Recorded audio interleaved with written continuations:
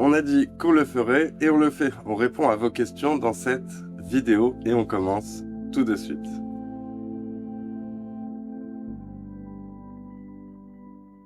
Depuis nos premières vidéos, vous avez été nombreux à nous demander qui était le runner et qui était le chaser.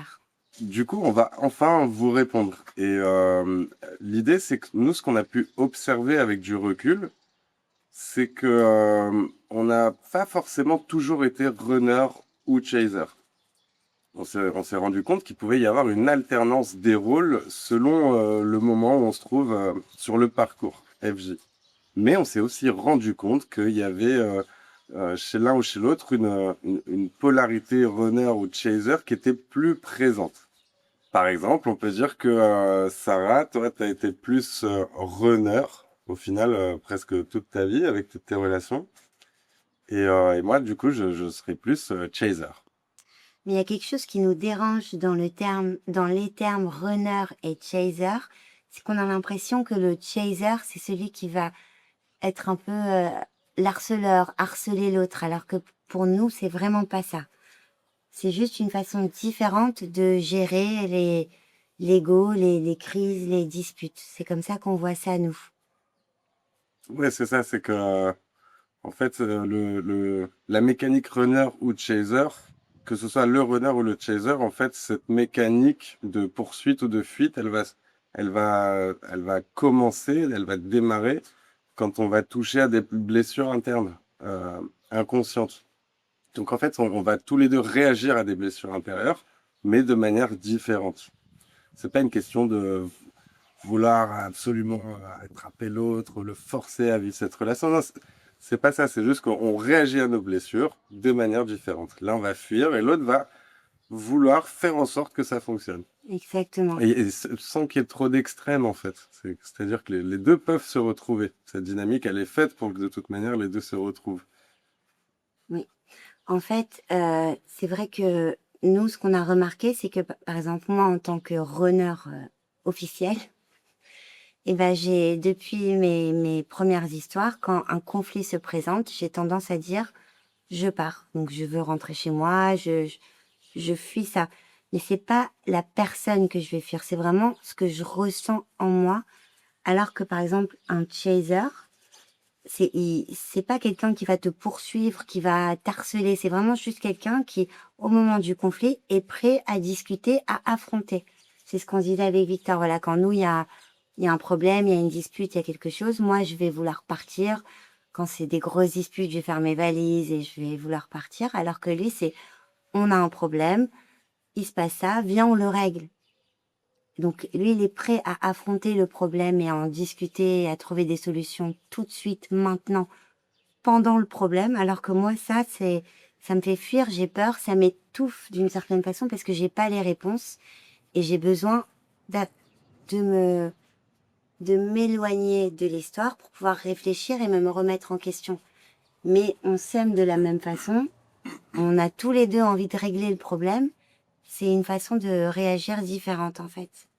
Voilà. Donc, de toute façon, le sujet est assez important, runner Mm. chaser. Donc, on fera une vidéo dédiée à ce sujet. Mais donc voilà, pour répondre à votre question, elle serait plus, elle est plus dans une énergie runner et moi chaser, mais sur notre parcours, dans notre relation, il y a eu des moments où ça a alterné. Moi, je suis passé runner, elle est passée chaser, mais ça change en fait. C'est une dynamique qui évolue constamment. Donc voilà, on passe à la prochaine question.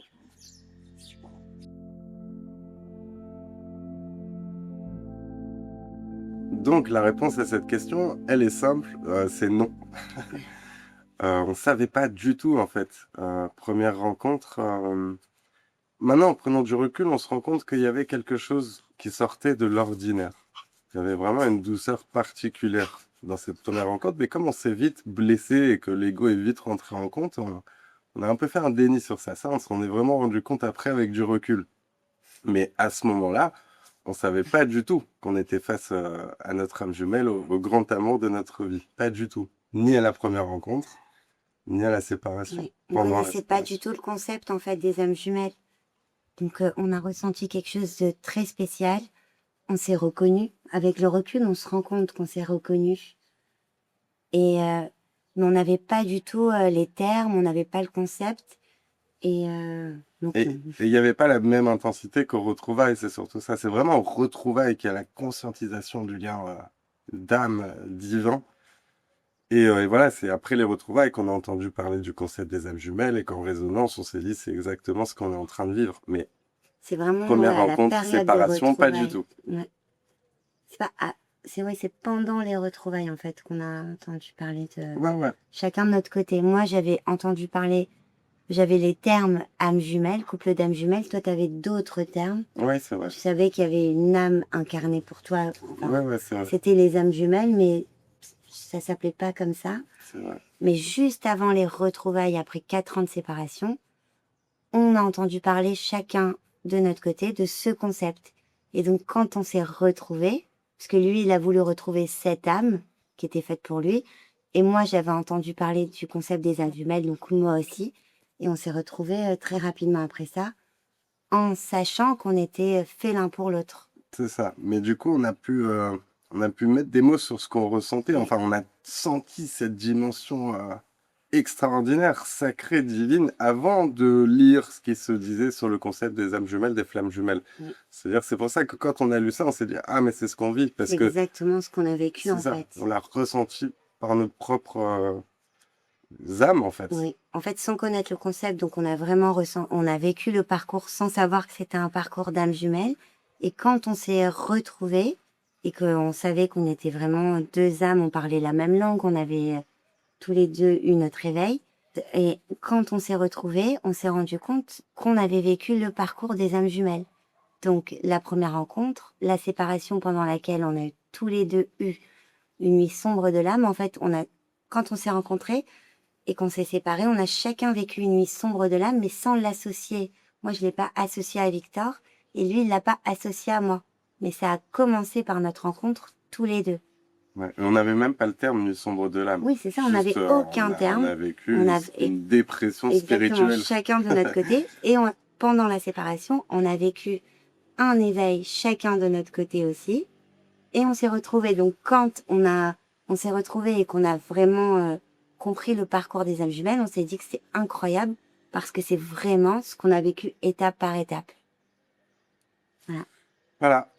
On passe à la prochaine question.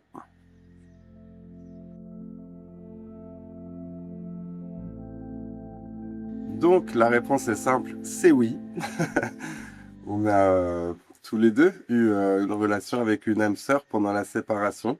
Il y a plusieurs âmes sœurs. Une âme sœur pendant la séparation. Et avant la première rencontre, on a eu une relation avec une âme sœur aussi. Donc, on a tous les deux eu deux âmes sœurs, on peut dire ça.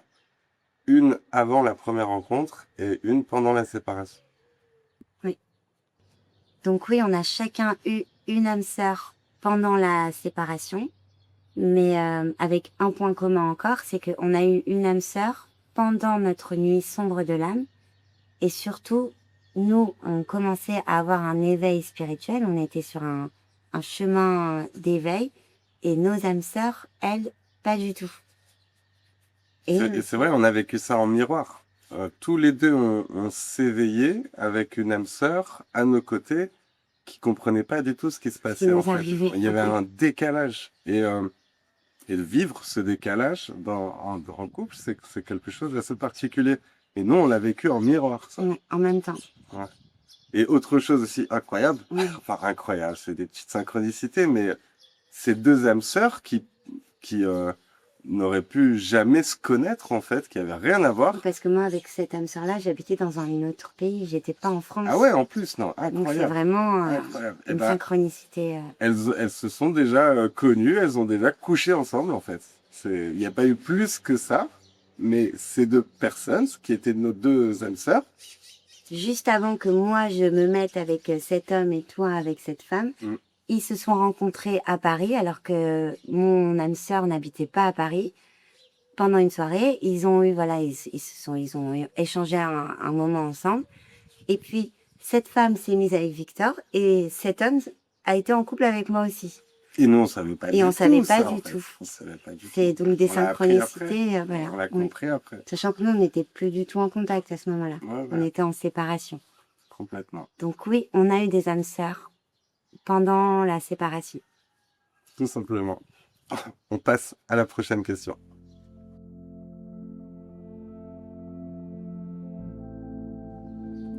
Alors oui, on a chacun vécu un éveil de Kundalini avant de se retrouver. Donc entre la première rencontre et les retrouvailles, pendant la séparation, pendant notre éveil spirituel en fait. Oui, on a tous les deux eu un éveil spirituel pendant notre séparation et encore avec quelques synchronicités, sachant qu'on n'était pas du tout en contact. Comme par exemple la musique. On écoutait les mêmes musiques qui n'étaient pas du tout des musiques à la mode Ah ouais, ou non, tu pas du vois. tout, ouais.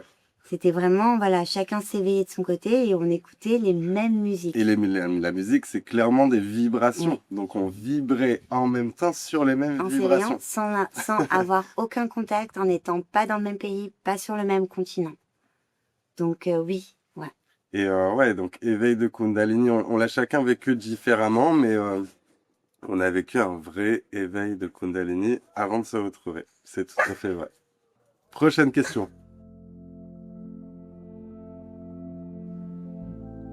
Alors la séparation n'est pas obligatoire, mais elle est nécessaire. En fait, quand on se renseigne sur le concept d'EFJ, on voit qu'effectivement, il y a à chaque fois une séparation. Et nous, ce qu'on peut dire, c'est que dans notre cas, il y a effectivement une séparation.